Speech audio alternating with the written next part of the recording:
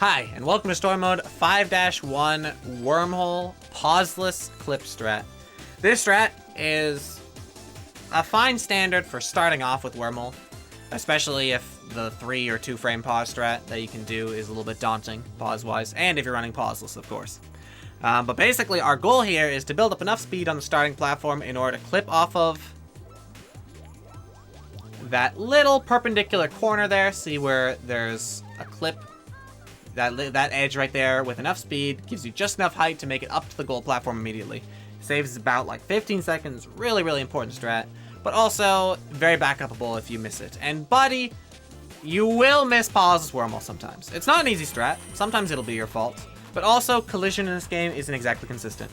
Based on your speed and just the timing at which you hit the clip, you can often not get any collision whatsoever, which will prevent you from getting Wormhole every time, if you're not pausing.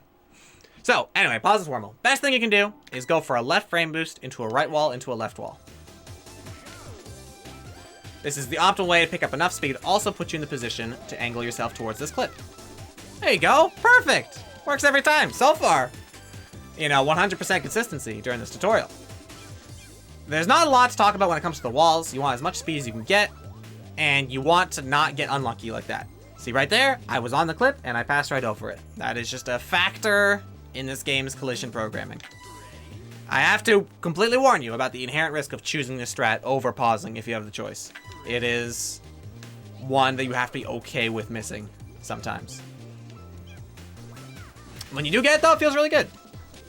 And you'll often save a lot of time over, like, your PBs might not have it, but getting it in a run is a really good way to save a quick 15 seconds. In fact, you can even get it second try. Like, if you, say you open up the stage, you Zorp, you pass over the collision, you open it up again, you retry because you think, I know I'm going to get it next time, and then you get it, that saved time. That right there, that saved time over finishing the stage normally. But if you're not a guy who's very confident in this game's collision, and you're like, you know what, whatever happens, happens, but I doubt this game's going to be nice to me.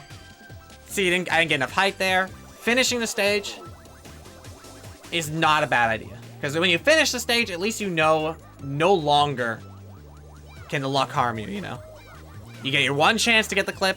You don't get it. You finish with like a 39 or a 41, whatever, based on how fast you fail the strat. And then you move on. This is actually how I used to do the stage. I used to just finish it whenever I didn't get the Wormhole clip. But yeah, as far as getting the clip itself, all you can do is give yourself as much speed as you can get off of these walls. And then try to hold up left into the clip. If you get a speed bump, I like to go neutral a little bit before the clip, because the speed bump gives you a little bit too much speed, I think. But if you don't get the speed bump, just go for it. And hope for the best. If you Zorp, make the decision in the moment whether you want to retry or just continue the stage.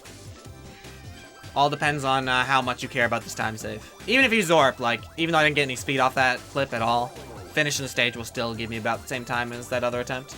You can even take the end of the stage a little bit risky if you want to, but that leaves you prone to further problems. And as for common mistakes you can make with Wormhole, aside from getting unlucky, you do not want to rub the wall early. If you touch the wall early, you might bonk off of it and then not make it. That was a perfect attempt. I had all the height I needed to get up there, but because I touched the wall early, I got ricocheted off and I couldn't make it up anymore. So whatever you do, you always want to be heading away from the edge of the upper platform until you have the height to get over it. Okay, if you have the height to get over it, then it's time to start heading towards the goal.